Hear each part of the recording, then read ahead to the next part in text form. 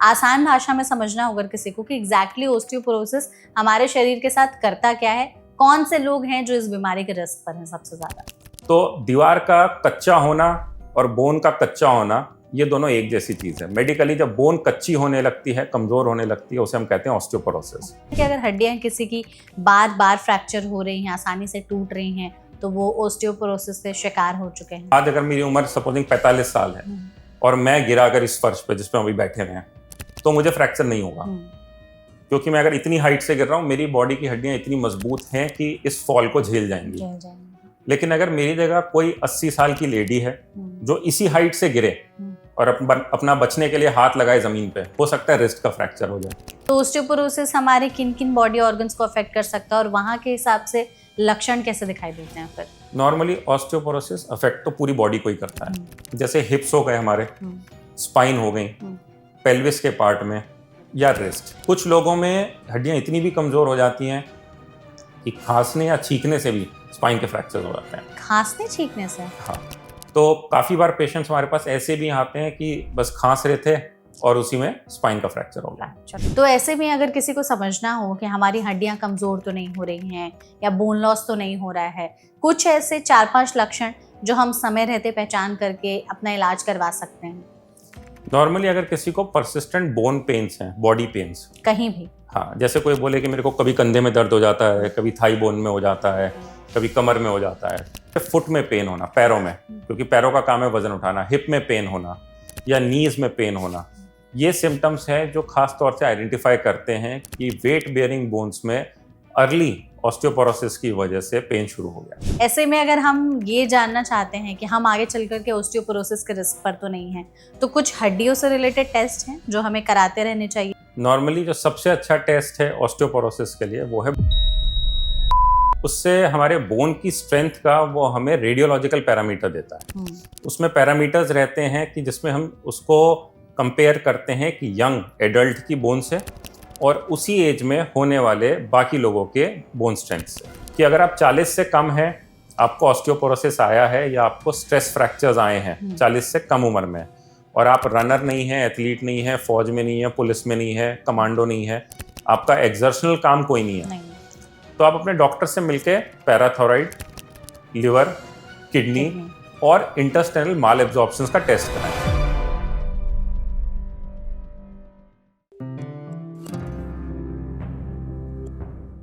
आने वाले समय में हर 5 में से एक औरत और हर 3 में से एक मर्द को 50 साल की उम्र के बाद ऑस्टियोपोरोसिस का जो खतरा है वो बढ़ते जा रहा है।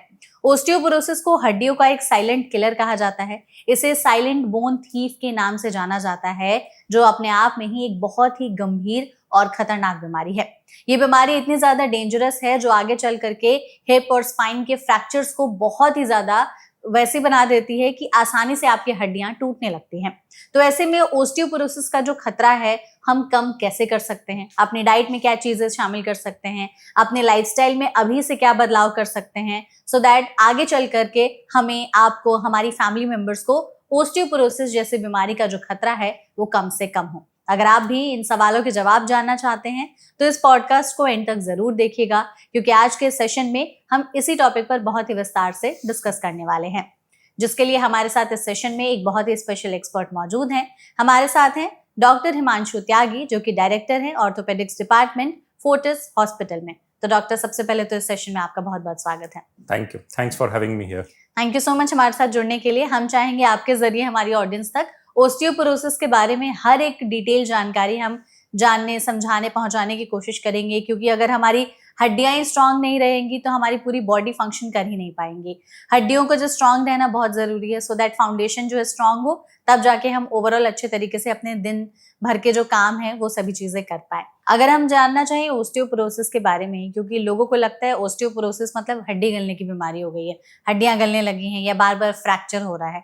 आसान भाषा में समझना होगा किसी को कि एग्जैक्टली ऑस्टियोपोरोसिस हमारे शरीर के साथ करता क्या है, कौन से लोग हैं जो इस बीमारी के रिस्क पर हैं सबसे ज्यादा। अगर हम सिंपल भाषा में समझें तो ऑस्टियोपोरोसिस ऐसा है जैसे कोई दीवार कच्ची होती जा रही है। अगर कोई किसी दीवार में ईंटें पुरानी हो गई हैं, सीमेंट अच्छा नहीं लगा है, कमजोर होने लगे हैं, जैसे हम कहते हैं खंडर, जिससे हम अगर समझने के लिए हम समझना चाहें, तो दीवार का कच्चा होना और बोन का कच्चा होना, ये दोनों एक जैसी चीज है। मेडिकली जब बोन कच्ची होने लगती है, कमजोर होने लगती है, उसे हम कहते हैं ऑस्टियोपोरोसिस। नॉर्मली जो डेंसिटी होनी चाहिए बोन की, मतलब बोन में जितना कैल्शियम होना चाहिए, जितना प्रोटीन होना चाहिए, अगर वो डेंसिटी गिरती जाती है तो बोन की क्वालिटी कमजोर होती जाती है और स्ट्रेंथ कम होती जाती है। तो ऑस्टियोपोरोसिस नॉर्मली ऐसा है कि जैसे अगर मेरी उम्र सपोजिंग 45 साल है और मैं गिरा अगर इस फर्श पे जिस पे अभी बैठे हुए हैं, तो मुझे फ्रैक्चर नहीं होगा, क्योंकि मैं अगर इतनी हाइट से गिर रहा हूँ, मेरी बॉडी की हड्डियां इतनी मजबूत हैं कि इस फॉल को झेल जाएंगी। लेकिन अगर मेरी जगह कोई 80 साल की लेडी है जो इसी हाइट से गिरे और अपना बचने के लिए हाथ लगाए जमीन पे, हो सकता है रिस्ट का फ्रैक्चर हो जाए। तो जो रिस्ट का फ्रैक्चर, जो कि बहुत ही कॉमन ऑस्टियोपोरोटिक फ्रैक्चर है, ये एज के साथ साथ या किसी बीमारी की वजह से अगर बोन कमजोर हो जाती है, फॉल झेलने की या कोई इंपैक्ट झेलने की क्षमता कम हो जाती है, उससे फ्रैक्चर जो हो जाता है, दैट इज द रीजन कि ऑस्टियोपोरोसिस जो है वो कारण है। तो ऐसा कहा जा सकता है कि अगर हड्डियां किसी की बार बार फ्रैक्चर हो रही हैं, आसानी से टूट रही हैं, तो वो ऑस्टियोपोरोसिस के शिकार हो चुके हैं। हाँ, इंक्रीज्ड फ्रैक्चर रिस्क कहते हैं इसको हम मेडिकली। अगर हम आंकड़ों की बात करें तो 60 साल की उम्र के बाद 44% फीमेल्स इंडिया में इंक्रीज्ड फ्रैक्चर रिस्क में आती हैं, और अगर मेल्स की बात करें तो 25%। और ये ऑफिशियल स्टैटिस्टिक्स हैं। इनका कारण एक ये है कि इंडिया में अगर हम 40 या 45 पे मेनोपॉज मानते हैं फीमेल्स में, मैक्सिमम इसी एज ग्रुप में हो जाता है, कुछ लोग 50 तक भी जाती हैं। उसके बाद अगर हम हार्मोन्स पे ध्यान ना दें, एक्सरसाइज पे ध्यान ना दें या डाइट पे ध्यान ना दें, तो धीरे धीरे बोन्स वीक होने लगती हैं। फीमेल्स में अक्सर शुरू में पता नहीं चलता, क्योंकि फीमेल्स घर के काम से बिजी रहती हैं, या अगर कोई वर्किंग भी है उतनी एक्सरसाइज नहीं कर पाती, या टाइमली हार्मोन रिप्लेसमेंट थेरेपी नहीं ले पाती।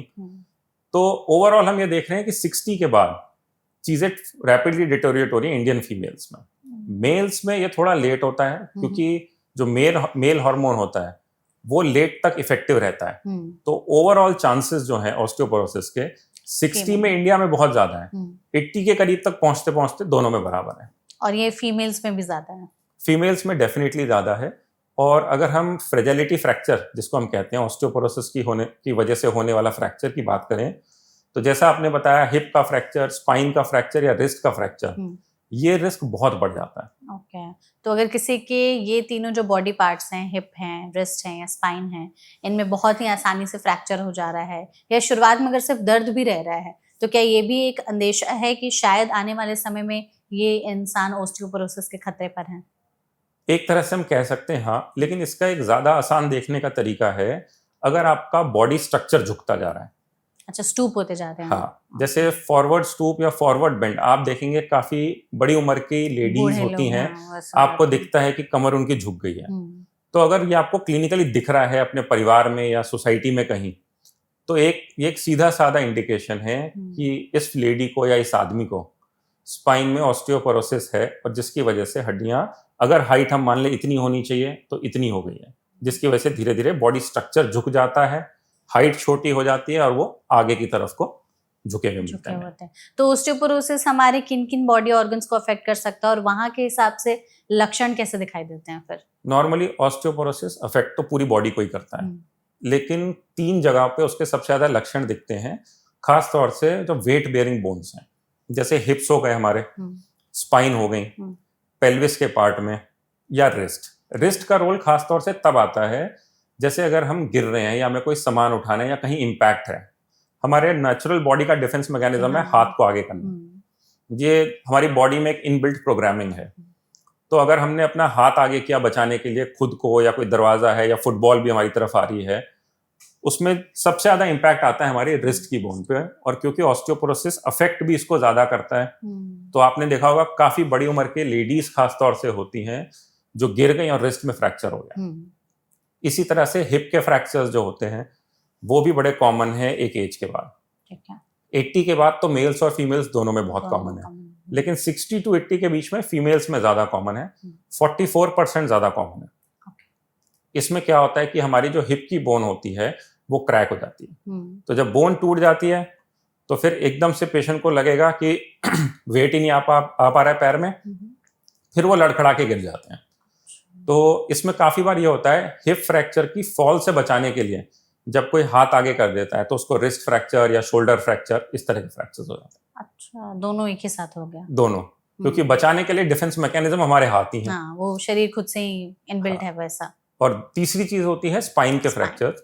स्पाइन के फ्रैक्चर्स में ऐसा है कि अगर हम सीधे गिर रहे हैं, जैसे अगर हम हाथ नहीं लगा पाए, बटक्स पे लैंड हुए, तो स्पाइन फ्रैक्चर होने के चांसेस बहुत बढ़ जाते हैं। कुछ लोगों में हड्डियां इतनी भी कमजोर हो जाती हैं कि खांसने या छींकने से भी स्पाइन के फ्रैक्चर्स हो जाते हैं। खांसने छींकने से? हाँ। तो ऐसे में क्या मतलब उनकी जो बोन लॉस है वो लंबे समय से चल रहा होता है? लंबे समय से चल रहा होता है और अनडायग्नोज्ड होता है। तो ऐसे में क्या उनको बिल्कुल भी संकेत या लक्षण दिखाई नहीं देते हैं अगर खांसते छींकते भी हड्डियां फ्रैक्चर हो जा रही हैं तो? ये नॉर्मली उन लोगों में होता है जो किसी भी कारण से प्रोलॉन्ग बेड रेस्ट पे हैं। बेड रेस्ट पे, हाँ। जैसे अगर किसी का कोई कैंसर का ट्रीटमेंट चल रहा है, कोई वो एक कोमा में सिचुएशन है। पैरालिसिस। या फिर अगर किसी को पैराथायराइड की दिक्कत है, पैराथायराइड एक हार्मोन रहता है जो अगर सही से काम ना करे तो हड्डियों में से कैल्शियम खींच लेता है। अच्छा, ओके। तो उन सिचुएशंस में अगर बोन बहुत वीक हो जाती है, तो काफी बार पेशेंट्स हमारे पास ऐसे भी आते हैं कि बस खांस रहे थे और उसी में स्पाइन का फ्रैक्चर हो गया। तो ऐसे में अगर किसी को समझना हो कि हमारी हड्डियां कमजोर तो नहीं हो रही हैं या बोन लॉस तो नहीं हो रहा है, कुछ ऐसे 4-5 लक्षण जो हम समय रहते पहचान करके अपना इलाज करवा सकते हैं? नॉर्मली अगर किसी को परसिस्टेंट बोन पेन्स हैं, बॉडी पेन्स कहीं भी, हाँ, जैसे कोई बोले कि मेरे को कभी कंधे में दर्द हो जाता है, कभी थाई बोन में हो जाता है, कभी कमर में हो जाता है, और वो क्लिनिकली असेसमेंट में ऑस्टियोपोरोसिस लग रहा हो उनको। क्लिनिकल का मतलब है जैसे अगर हम उम्र देखें, कोई 50 साल के करीब का है, फीमेल की अगर हम बात करें तो अगर कोई 50 इयर्स के करीब की फीमेल है, वेजिटेरियन है, अर्ली मेनोपॉज की हिस्ट्री है, एक्सरसाइज नहीं करती, डाइटरी इंटेक अच्छा नहीं है, अगर अल्कोहल या स्मोकिंग भी है डाइट में, रूटीन में, तो उन सिचुएशंस में हमें ये 6-7 चीजें क्लिनिकली भी दिखती हैं। और उसके साथ में अगर कोई इस तरह के अगर लक्षण लेके आता है परसिस्टेंट बोन पेन्स, तो हम उनका विटामिन डी और बोन मिनरल डेंसिटी नाम का चेकअप कराते हैं। उससे अक्सर क्लियर हो जाता है कि अगर किसी को पेशेंट को ऑस्टियोपोरोसिस है या वो उसकी तरफ जा रहे हैं। उसमें भी 2 चीजें रहती हैं। जब हम बोन मिनरल डेंसिटी का चेकअप कराते हैं, एक चीज होती है ऑस्टियोपीनिया। ऑस्टियोपीनिया, हाँ, वो क्या होता है? पीनिया का मतलब है ऑस्टियोपोरोसिस से पहले वाली स्टेज। अच्छा, जैसे डायबिटीज से पहले प्री डायबिटीज। हाँ, प्री डायबिटीज जैसा। तो उसमें हमें ये पता चलता है कि हड्डी कमजोर होनी शुरू हो गई है। ऑस्टियोपोरोसिस की जब हम ये कहते हैं कि हड्डी कमजोर हो चुकी है, तो इंडिया में खासतौर से अगर हम जैसे दिल्ली की बात करते हैं, तो फीमेल्स में हमें खासतौर से आजकल 50 के करीब ऑस्टियोपीनिया बहुत देखने को मिल रहा है। फ्रैंक ऑस्टियोपोरोसिस तो 60 तक डेवलप हो जाता है ज्यादातर में, लेकिन 50 में ऑस्टियोपीनिया का मतलब यह है कि अगर हम इसी स्टेज पे रोक पाएं, संभाल पाएं, तो हम ऑस्टियोपोरोसिस को प्रिवेंट कर सकते हैं। उसमें फिर हम उनको शुरू करते हैं, अगर किसी को हार्मोन रिलेटेड प्रॉब्लम्स हैं या अर्ली मेनोपॉज हैं, तो हार्मोन रिप्लेसमेंट थेरेपीज रहती हैं, उस पर शुरू करते हैं। कुछ मेडिसिन होती हैं जो हड्डी के वेयर एंड टियर की रेट को कम करती हैं, उन मेडिसिन को शुरू करते हैं। कुछ मेडिसिन रहती हैं जो बोन फॉर्मेशन में मदद करती हैं, साथ में कैल्शियम विटामिन डी के सप्लीमेंट्स देते हैं।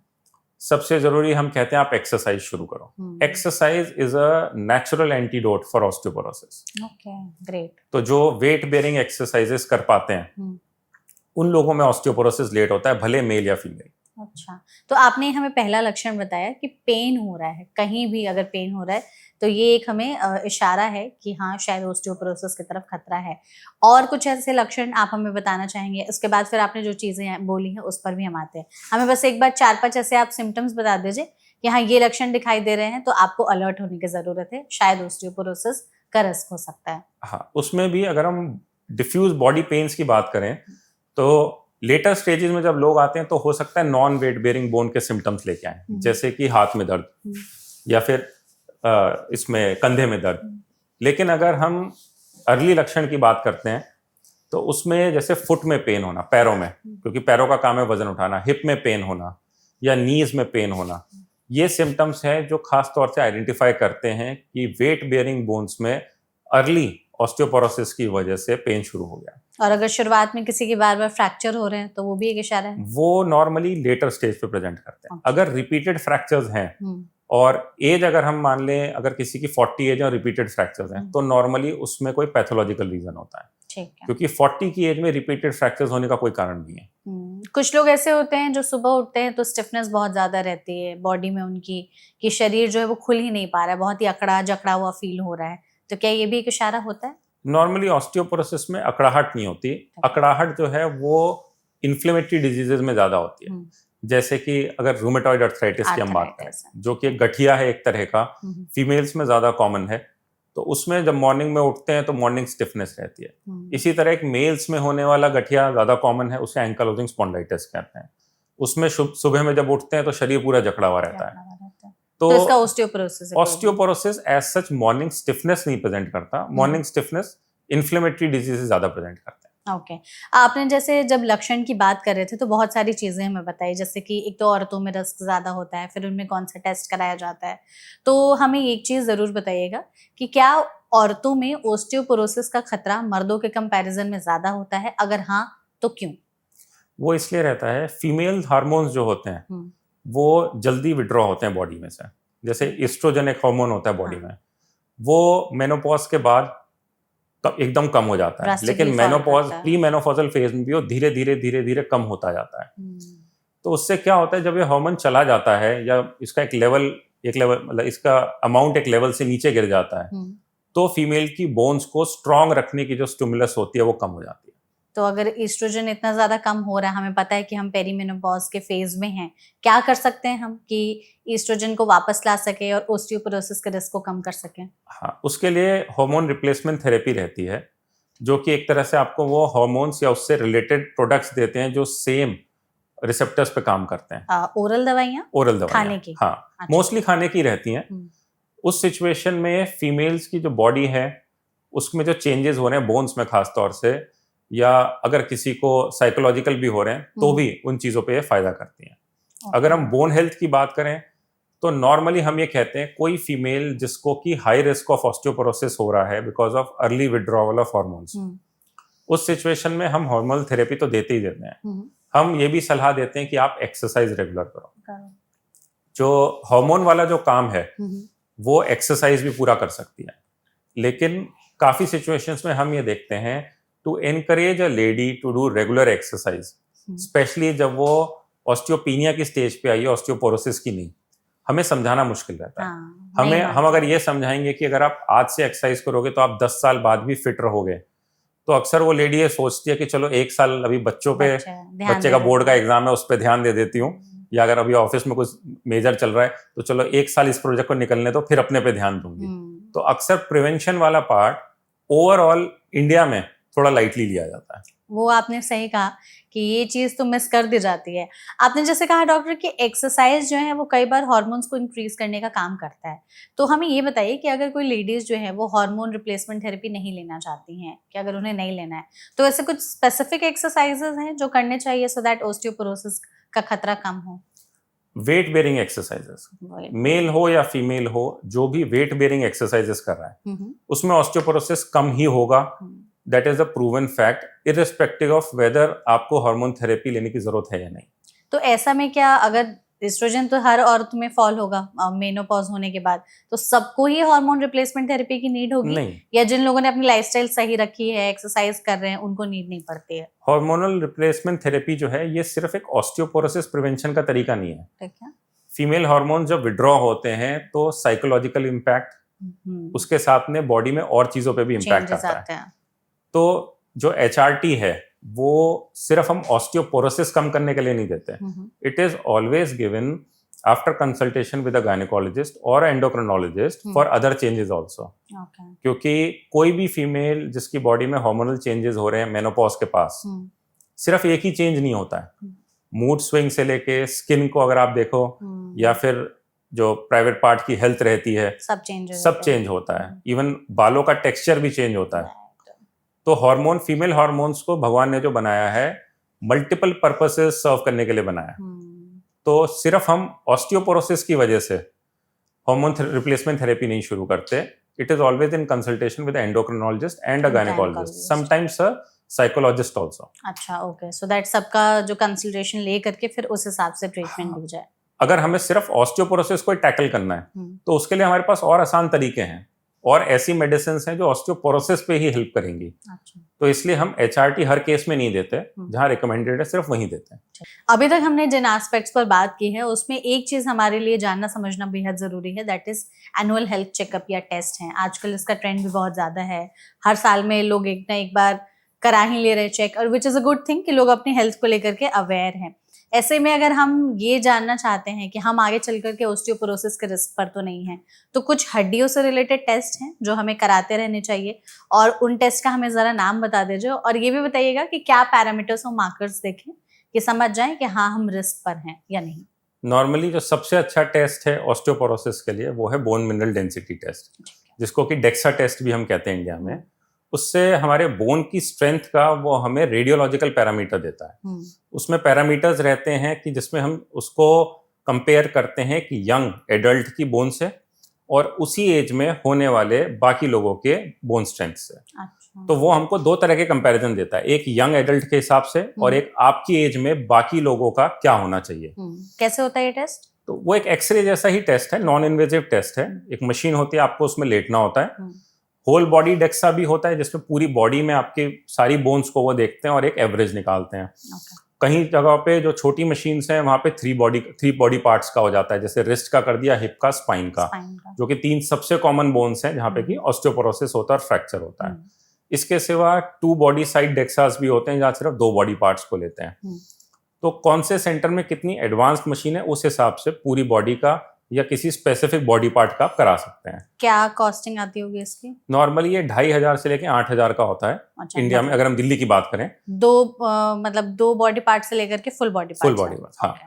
और उसमें भी खैर फुल बॉडी डेक्सा वाली मशीन्स तो इंडिया में कम है, बट 2 या 3 वाली से भी अगर आप एनुअली साल में एक बार करा लें, there also you get a reasonably good estimate कि आपकी बोन क्वालिटी या स्ट्रेंथ कितनी अच्छी है। तो रिपोर्ट्स देख करके हम कैसे समझें, थोड़ा सा वो भी बता दीजिए कि रिपोर्ट्स को कैसे पढ़ें उसमें। हाँ, रिपोर्ट का मैं आपको ब्रॉडली बता देता हूँ, लेकिन इसको घर पे खुद इंटरप्रेट करने की कोशिश ना करें, क्योंकि ये चीज जो आपको पैरामीटर में पता चल रही है इसके साथ में हमें क्लिनिकल पैरामीटर भी देखने होते हैं। तो रिपोर्ट की अगर हम बात करें तो जैसे अगर उसमें बोन डेंसिटी पॉजिटिव में आ सकती है या नेगेटिव में। अगर पॉजिटिव में आती है तो उसका मतलब ये है कि आपकी औरों से अच्छी है। अगर एक यंग एडल्ट कोई है, सपोजिंग अगर हम उसकी बोन डेंसिटी मानते हैं 0, कि 0 को हम एक बेसलाइन ले लेते हैं कि 0 मतलब है इससे अगर ऊपर है तो आपकी अच्छी है, इससे नीचे है तो आपकी खराब है। तो अगर हम बोन डेंसिटी मशीन्स की रीडिंग की बात करें, ब्रॉडली हम ये कहते हैं अगर -2.5 से आपकी नीचे आ रही है तो फिर आप हाई रिस्क ऑफ ऑस्टियोपोरोसिस की तरफ जा रहे हैं। -2.5 से नीचे? हाँ, मेल फीमेल दोनों के लिए? हाँ, ये कॉमन है दोनों के लिए, क्योंकि ये आपकी बोन की स्ट्रेंथ बता रहा है, लेकिन ये इकलौता पैरामीटर नहीं है। खास तौर से अगर जैसे किसी की -2.5 से बिल्कुल नीचे आ रही है, जैसे -3.5 आई या -4.5 आई, तब तो हमको पता है कि ऑस्टियोपोरोसिस है ही है इस पेशेंट को। इसी तरह अगर -3 से नीचे आ रही है तो हम ये मानते हैं कि इस पेशेंट को ट्रीटमेंट की जरूरत डेफिनेटिवली है, तुरंत। लेकिन अगर किसी की -1 आ रही है तो हम ये कहते हैं आप अभी ऑस्टियोपोरोसिस को लड़ सकते हो बिना दवाइयों के। तो ऑस्टियोपीनिया बोल सकते हैं उसमें? ऑस्टियोपीनिया कह सकते हैं।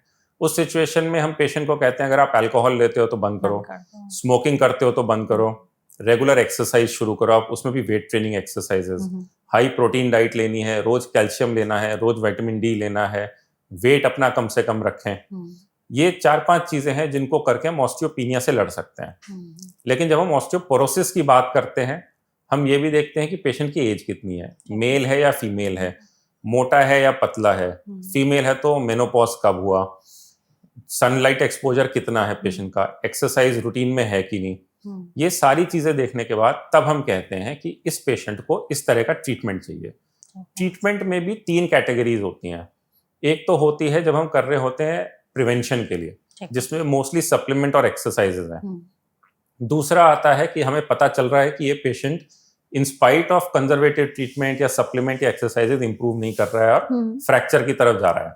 तब हम उस तरह की दवाइयां देते हैं जो कि बोन का एब्जॉर्प्शन कम करें, मतलब हड्डियों का कमजोर होना कम करें। अगर कुछ भी काम नहीं कर रहा है तो हमारे पास लास्ट ऑप्शन आता है जब हम हड्डी को बनाने वाली दवाइयां भी देनी शुरू करते हैं, जो कि नॉर्मली इंजेक्शंस रहते हैं। तो उस तरह के इंजेक्शन हम कभी भी पेशेंट को घर पे नहीं देते, हम पेशेंट को खुद लेने से भी मना एनकरेज करते नहीं हैं। करते। वो स्ट्रिक्टली मेडिकल सुपरविजन में जितना प्रिस्क्राइब्ड मेडिसिन होती हैं उतना देते हैं। तो ट्रीटमेंट 3 तरह से हो सकता है, लेकिन उसके लिए आपके पास एक डेंसिटी रिपोर्ट और आपके डॉक्टर के पास आपकी मेडिकल हिस्ट्री होनी चाहिए। उस हिसाब से वो ट्रीटमेंट आपको शुरू करना चाहिए। तो बोन मिनरल डेंसिटी टेस्ट, जिसको डेक्सा स्कैन भी कहते हैं, एक तो ये टेस्ट हो गया, तो क्या इसे हर साल कराना चाहिए या कुछ ऐसा भी है कि कितने समय के पोस्ट बाद? मेनोपॉजल फीमेल्स में हम हर साल के लिए रिकमेंड करते हैं। ठीक है। मेल्स हर 2 से 3 साल में कराएं तो भी चल जाता है। कौन सी एज से? Normally after the age of 50। 50। Males में हम 50 के बाद रिकमेंड करते हैं। फीमेल्स में मेनोपॉज जल्दी हो तो 40 के बाद भी रिकमेंड करते हैं। 60 के बाद हम मेल्स और फीमेल्स में इक्वली कहते हैं हर कि साल आपको कराना। कराना ही है, भले आपको सिम्टम्स ना हो, भले आप एक्सरसाइज भी करते हो, भले आप प्रोटीन भी ले रहे हो, विटामिन डी भी, कैल्शियम भी, उसके बावजूद भी। उसके बावजूद। और जैसे कैल्शियम और विटामिन डी के टेस्ट भी कितने ज्यादा जरूरी हैं हमारी हड्डियों के लिए, और सो दैट उससे भी पता लगे। नॉर्मली हम 3 महीने से 6 महीने में रिकमेंड करते हैं कैल्शियम और विटामिन डी। हाँ, 3 महीने में उनको जिनको एस्टैब्लिश डेफिशिएंसी है, जो कि ट्रीटमेंट पे हैं, और 6 महीने में उनको जिनको कोई सिम्टम्स नहीं है लेकिन वो हेल्थ चेकअप कराते रहते हैं हर 6 महीने में। 6 महीने पर। उसमें भी 6 महीने वाला क्राइटेरिया नॉर्मली हम फॉलो करते हैं 50 साल की उम्र के बाद। अगर कोई 50 से कम उम्र का है, मेल है, तो साल में एक बार भी हेल्थ चेकअप कराए तो ठीक है। लेकिन अगर फीमेल है, अर्ली मेनोपॉज हुआ है, तो हम कहते हैं अगर आप 6 महीने में भी कराओ तो भी आपके लिए ठीक है, क्योंकि अगर विटामिन डी और कैल्शियम सप्लीमेंट देना है तो हम अभी से शुरू करें ताकि ऑस्टियोपोरोसिस हो ही ना। आपने सप्लीमेंट्स की बात की, आजकल लोग सप्लीमेंट्स भी खाने लगे हैं, जैसे आपने शुरुआत में भी कहा था कि वेजिटेरियन डाइट में सोर्सेस कम हैं विटामिन डी के, कैल्शियम के तो हैं, नॉनवेज में भी लोग ऐसा नहीं है कि हर दिन ही खाते हैं। तो अगर कोई डाइट से पूरा नहीं कर पा रहा है तो आप एडवाइस करते हैं कि वो इंसान सप्लीमेंट्स लेना शुरू कर दे? सप्लीमेंट्स बिल्कुल लेने चाहिए, वेजिटेरियंस को खास तौर से। उसमें भी सप्लीमेंट्स में I am not a very big fan कि आप सप्लीमेंट्स कोई हाई फाई ब्रांड का या किसी कंपनी का लें। आप नॉर्मल कैल्शियम विटामिन डी, जो कि रिकमेंडेड डाइटरी अलाउंस आपका रहता है, जैसे आपको कैल्शियम दिन में 1000 mg करीब लेना चाहिए, और विटामिन डी 400 से 800 यूनिट। कोई महंगी कंपनी का खरीदना जरूरी नहीं है कि जिसका एब्जॉर्प्शन बिल्कुल सुप्रीम हो। आप नॉर्मल कंपनी का खरीदें या जो इंडिया में अवेलेबल कंपनीज हैं उनका आप लें, लेकिन रेगुलर लें।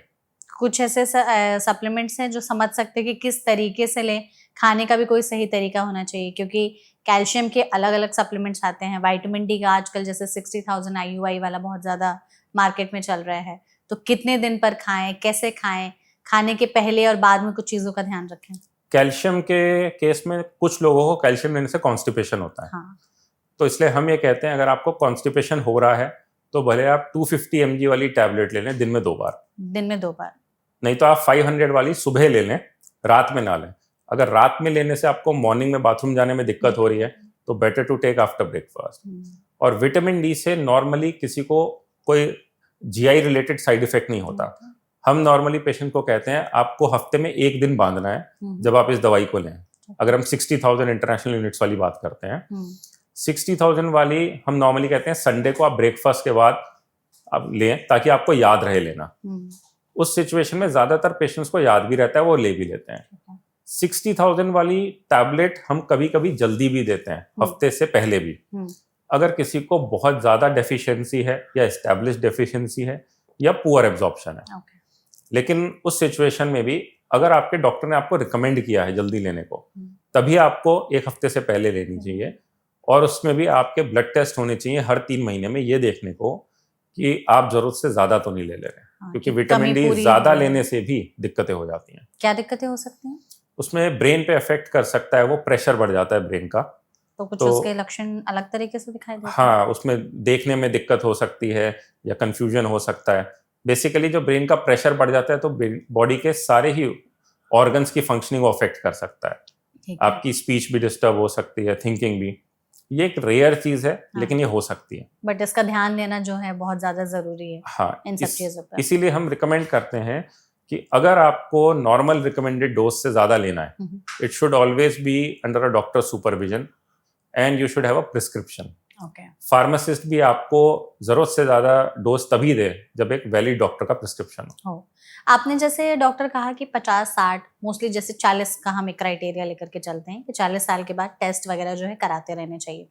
हम ऐसा कह सकते हैं कि ओस्टियोपोरोसिस जो है वो एक उम्र के बाद ही आपको होने का खतरा है, क्योंकि आजकल जैसे कुछ लोगों में यंग लोगों में भी ओस्टियोपोरोसिस के केसेस देखने को मिल रहे हैं। आई एम श्योर आपने भी अपने करियर में कुछ ना कुछ ऐसे केसेस देखे होंगे।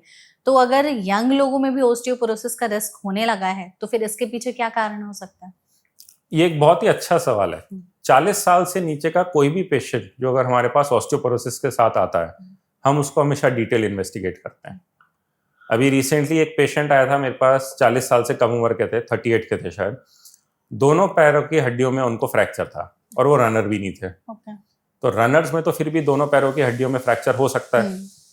उनके केस में ऑस्टियोपोरोसिस आया 38 साल की उम्र में। 38 साल की उम्र में उनका बोन डेंसिटी जो था -3.5 से कम आया। ये तो बहुत कम है। बहुत कम है। तो उनके सिचुएशन में हमने उनको सारे डिटेल टेस्ट कराए, लंग के भी, लिवर के भी, किडनी के भी, पैराथायरॉइड के भी, क्योंकि उनके केस में रीजन जानना जरूरी है। कभी कभी ऑस्टियोपोरोसिस जो होता है वो छिपी हुई बीमारियों का लक्षण होता है। जैसे बीमारियां बहुत सारी हैं, बट मैं दर्शकों को डराऊंगा नहीं, मैं आपको कुछ सिंपल बता देता हूं। जैसे एक पैराथायरॉइड ग्लैंड होता है हमारी बॉडी में, जिसका काम होता है कैल्शियम को मेंटेन करना, कैल्शियम लेवल को। तो अगर कभी कैल्शियम लेवल ऊपर नीचे जा रहा है आपकी बॉडी में या ऑस्टियोपोरोसिस डिटेक्ट हुआ है, तो आपको पैराथायरॉइड का चेकअप जरूर कराना चाहिए। अर्ली ऑस्टियोपोरोसिस का एक वो भी कारण होता है। इसके सिवा अगर किसी को लिवर में कोई प्रॉब्लम है कि अगर विटामिन डी मेटाबोलाइज ही नहीं हो पा रहा है ठीक से, तो भी ऑस्टियोपोरोसिस जल्दी हो जाता है। इसी तरह से कुछ किडनी की बीमारियां भी हैं। इन बीमारियों का नाम लेने से अक्सर जो लोग सुन रहे हैं हमको, वो डर जाते हैं और उसको गूगल करने लगते हैं कि मेरे को ये तो नहीं है, अगर ऑस्टियोपोरोसिस निकलता है किसी का।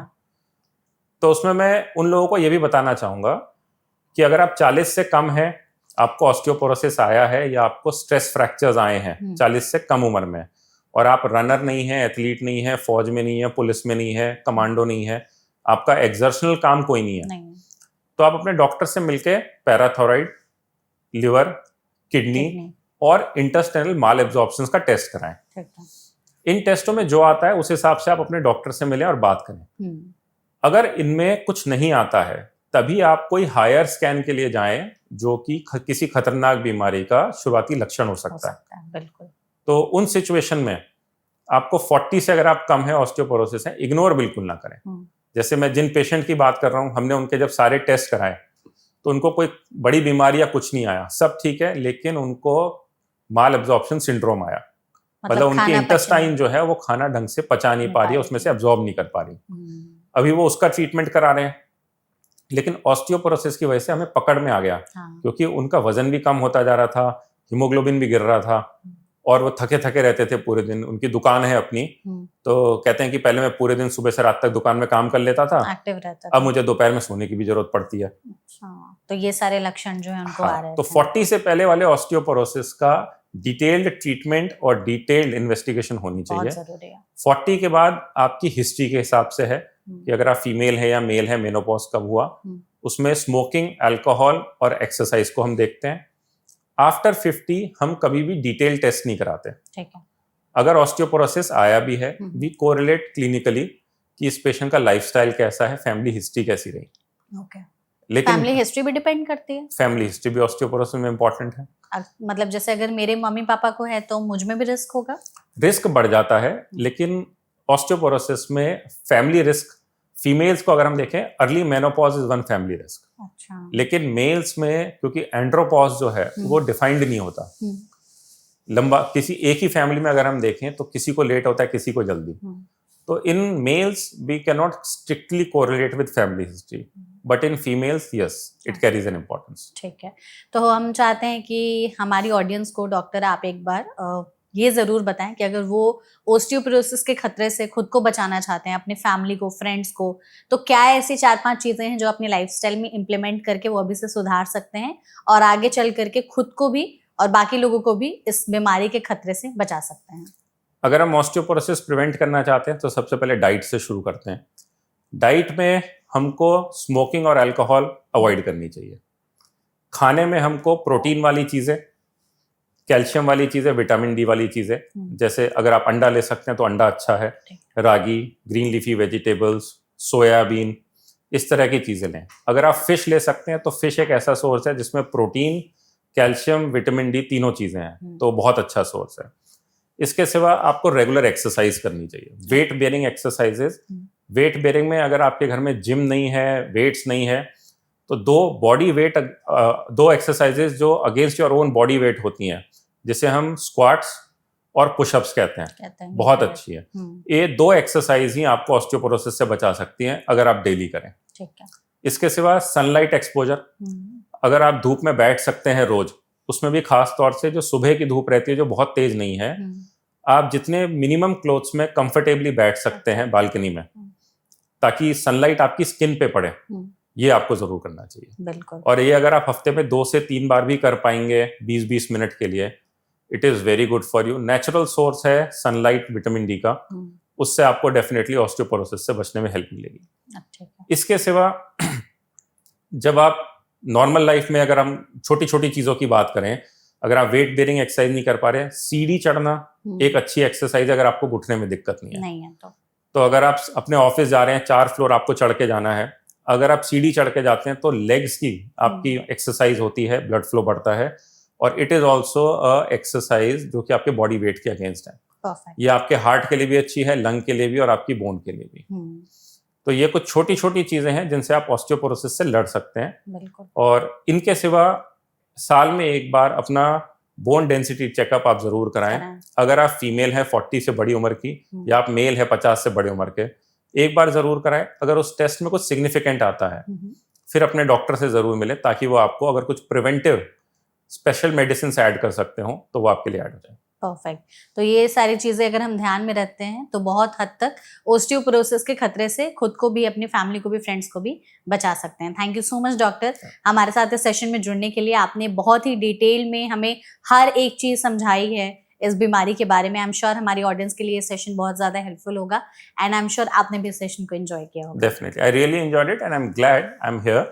और इस सेशन को जो भी देख रहे हैं, अगर वो इस सेशन से कुछ इंपॉर्टेंट पॉइंट्स निकाल पाएं, अपनी लाइफ में ढाल पाएं और इस ऑस्टियोपोरोसिस से लड़ पाएं, तो definitely I will be the happiest man. क्योंकि मैं रोज उस तरह के पेशेंट्स देखता हूं जो टाइमली ऑस्टियोपोरोसिस का ट्रीटमेंट नहीं करा पाते and they and up with fractures. बिल्कुल, हम भी यही चाहते हैं, इसलिए हमने भी सेशन को ऑर्गेनाइज किया, सो दैट हमारी ऑडियंस तक इन्फॉर्मेशन, अवेयरनेस, सारी चीजें सही मात्रा में पहुंचे और सही तरीके से पहुंचे। तो आपने भी हमें बहुत ही अच्छे तरीके से सब कुछ बताया।